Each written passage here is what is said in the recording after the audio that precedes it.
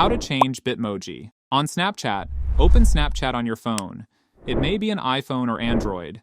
Make sure you are logged in to your account. At the top of the screen, tap on the profile icon. Then, click on your Bitmoji. In my case, I have male Bitmoji. In the pop menu, click on Edit Avatar. From here, you can customize your Bitmoji. First, you can select the hairstyle you want. With hair color you preferred and hair treatment.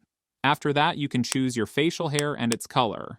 Then more like paired earrings, foreign right earrings and left earrings, nose piercings, right brow piercings, left brow piercings, lip piercings and tongue piercings.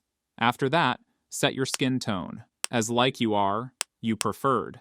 Then, set the eye shape and eyelashes. Like this, you can customize your eyes, eyebrows, nose shape, jaw shape, mouth shape, ears structure, cheek lines, etc. Finally, choose the body type you want. After that, tap on heart symbol below to customize the outfits. Here you choose your preferred outfit. Once you customize your preferred Bitmoji, don't forget to tap on the Save button at the top. And that's it. Your Bitmoji was changed.